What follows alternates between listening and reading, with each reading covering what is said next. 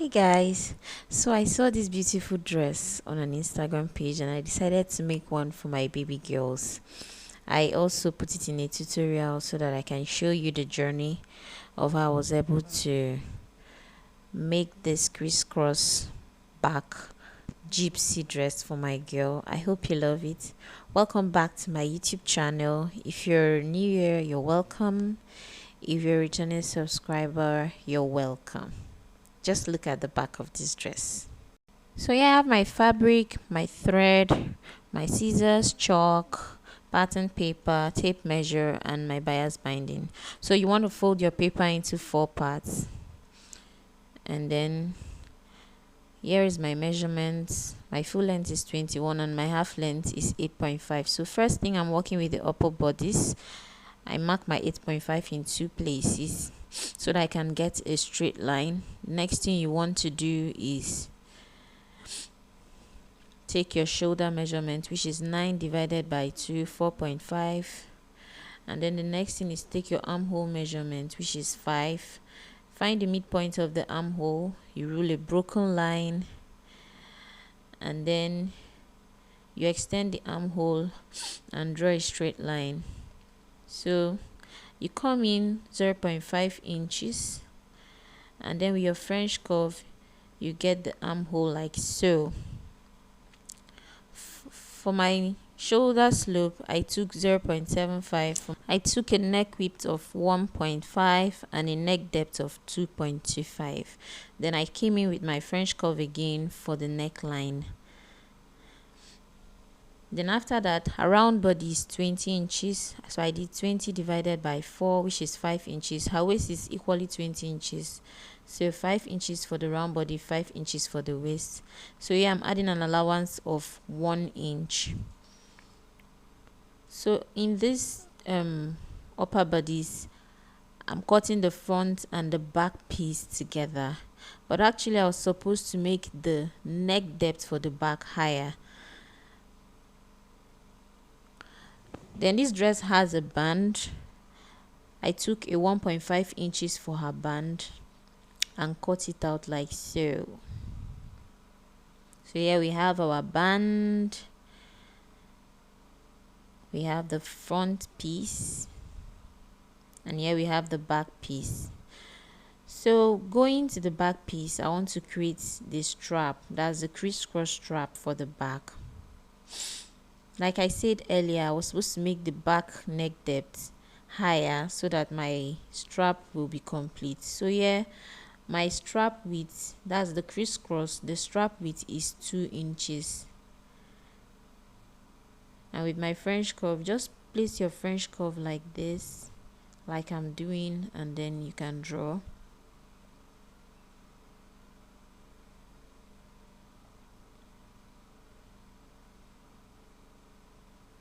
So just for illustration purpose, this is how the crisscross would turn out to be after sewing. Although I'm going to be needing just one piece of this crisscross, but just to show you what it will look like at the end. That's why I ruled out the 2. All I just need is just one piece. So coming in with my scissors, I'm going to cut out the back strap that would form the crisscross back, which is the main reason why we are here. So remember our 1 inch side allowance, which I added. So I'm just going to mark it out so I can remember when I'm sewing. Here we have the allowance.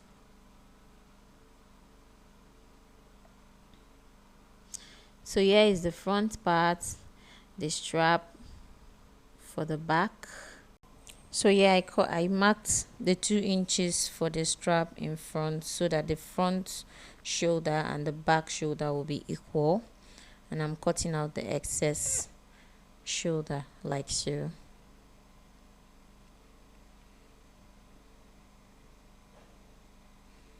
So for the down part of the dress, remember full length is 21, half length is 8.5. So I'm going to do 21 minus 8.5 to get the length of the skirt part of the dress, which is 12.5.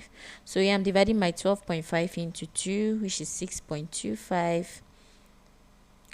So the length of each will be 6.25.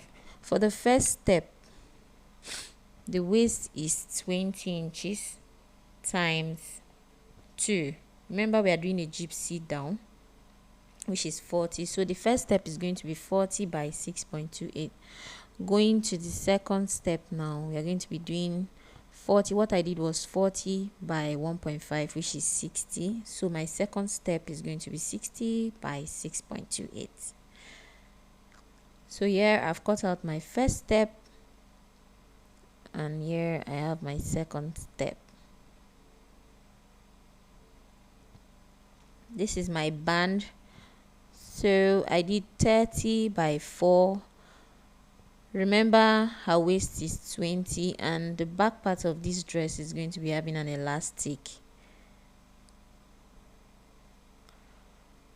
So for the upper bodice, I'm adding half-inch seam allowance for other parts of the body aside the side of this dress. Remember, we added 1 inch to this side. For the band, I cut the band into 4 places. When cutting your band, please have an extension up, like up to 4 inches up. The reason why I cut it in 4 places is because I'll be using the same fabric as the lining. In this dress, I didn't have a different piece for the lining. I used the fabric for the lining, same as the upper bodice. So you can see here 2 pieces, one for lining and one for the main fabric. So here I'm sewing my neckline.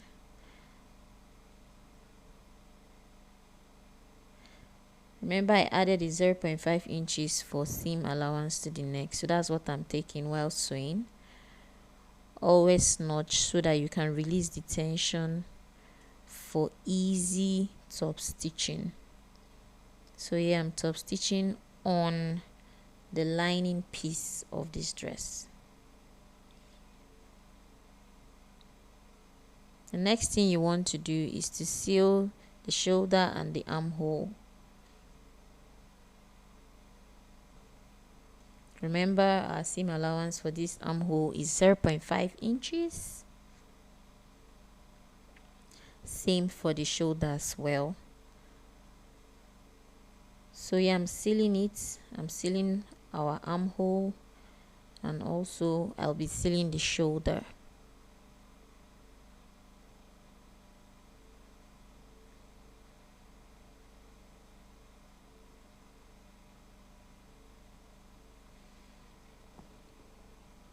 I'm notching it.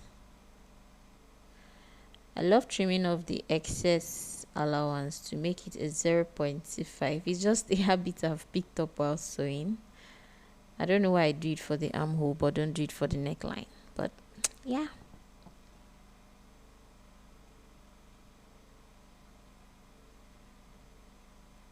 So I'll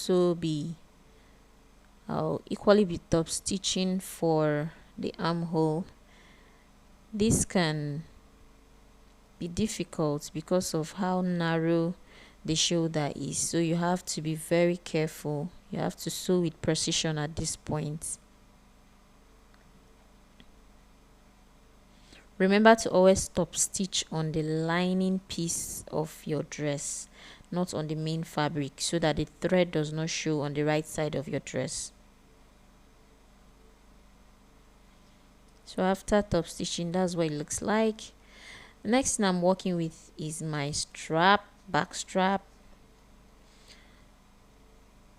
I'm sewing 3 parts of this back strap like so. I notch out the edges to reduce bulk so that when I turn it, it looks flat and smooth without too much bulk. So yeah, I'm turning it inside out, and then I'm going to give it a neat press. Same with the upper bodies. I'm going to be pressing it for a clean finish.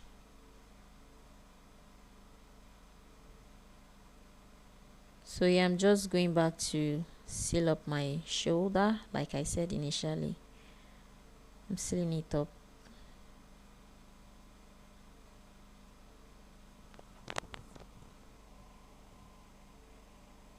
The second shoulder, sealing up.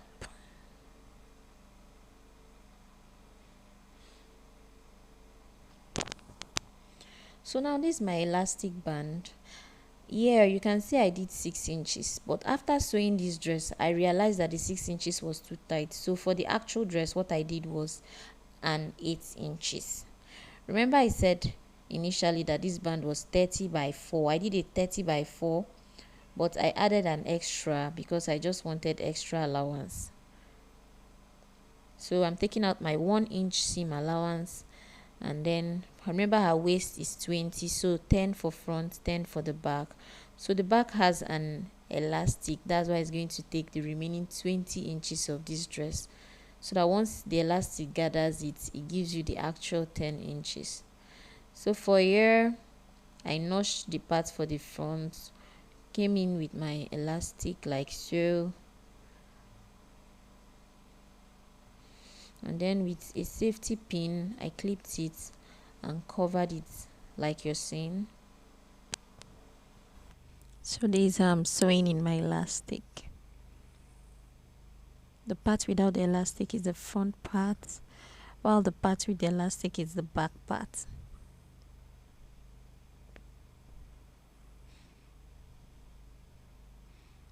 So I sealed the back parts, the part with the elastic, and then move.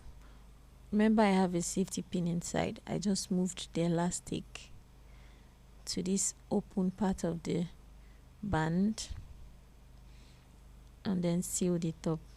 Like I said earlier, remember this elastic is 8 inches as against the 6 inches I did here.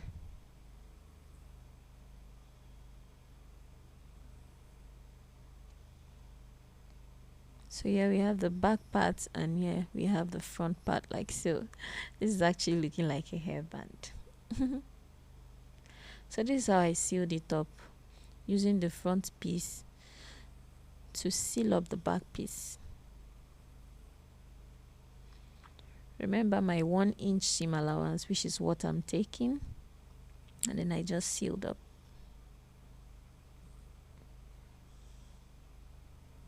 So yeah, we have the elastic, we have the band, sorry. I'm just going to seal the front part and set that aside.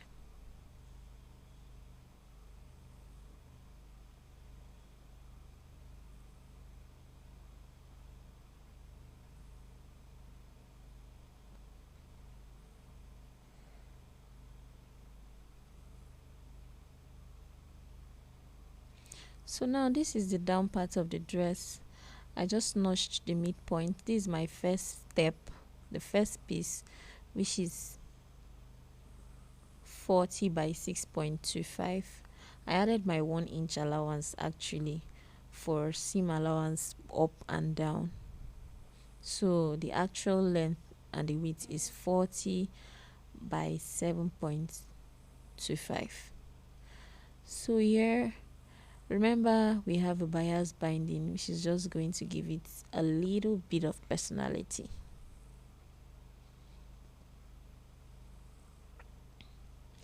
So these I'm putting in my bias binding, more like piping it in into the seams.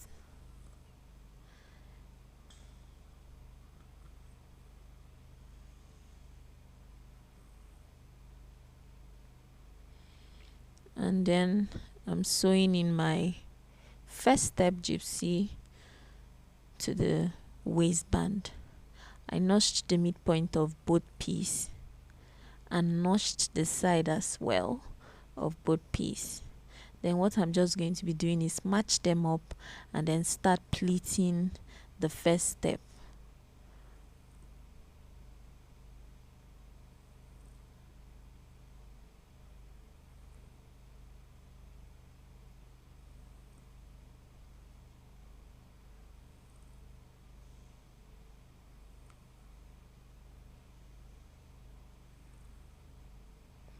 So I'm going to go ahead and do the same as I did here for the other part of the band. Remember, for the back part we have an elastic, so there won't be any need to pleat. I'm just going to sew it straight because the elastic is automatically going to be gathering that back part. So that's what I'm doing here. I pulled and sew, and as it goes, it just gathers automatically.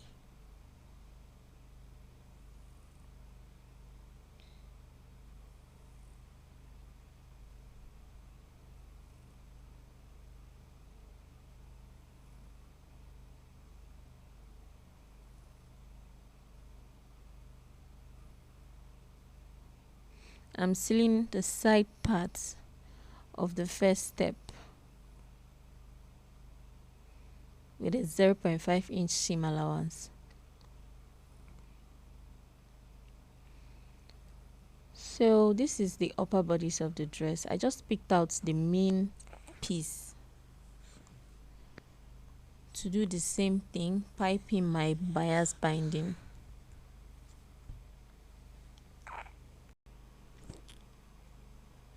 So yeah, I'm sewing my bias binding into the seam like so.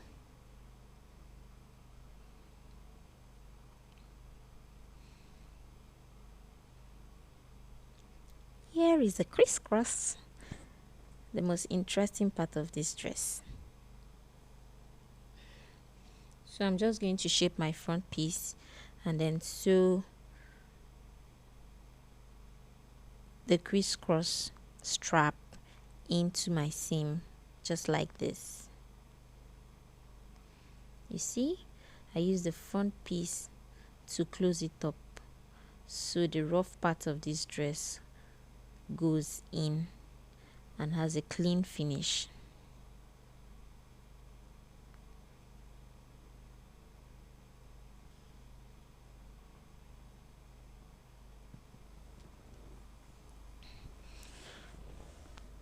I'll go ahead and do the same for the second strap.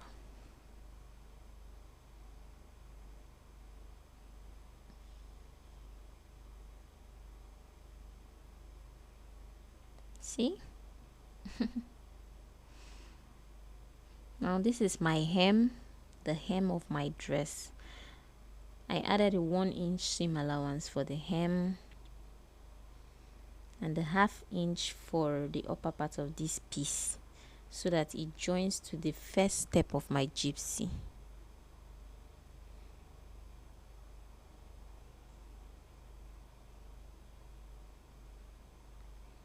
So this is the side seam of this second step. I'm just sealing it up before matching it to the first step for pleating. So here I'm just going to match it. So what I'm going to do here, what I did basically is I matched the seams together, the side seams together of the first step and the second step, and then I found the midpoint of the second step and the first step as well. I found the midpoints, matched them up, found the next midpoint, more like the, what do I call it now? So just look at how I did it. Found the next midpoint, notched it. So the reason for doing this is so that the pleats are evenly distributed. So if you're going to share let's say 100 inches amongst a 50 inches, you want to make sure that 50 goes to 25 and 50 goes to 25. I don't know, I hope you understand. If you do not understand, please just comment down below so I can further explain. So that's what I've done. I'm just going to go in with my pins and match them up together so that they are evenly distributed, and then I start pleating.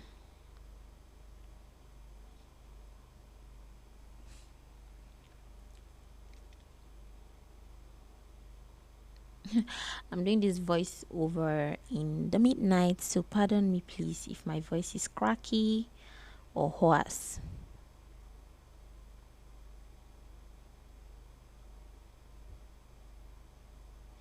So yeah, I'm matching them up.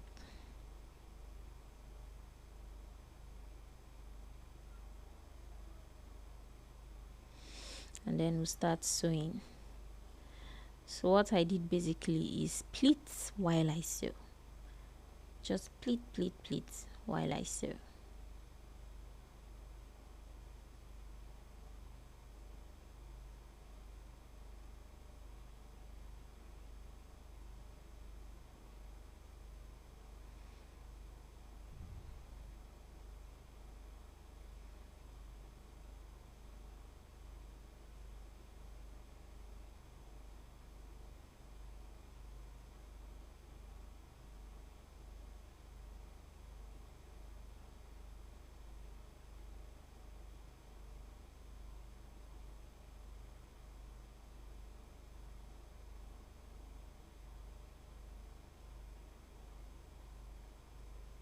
So please always remove your pins before you approach them so that you don't break your sewing needle.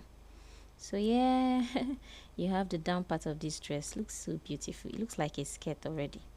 So the next thing I want to do is join the up part, the upper bodice to the lower parts of my dress. You see?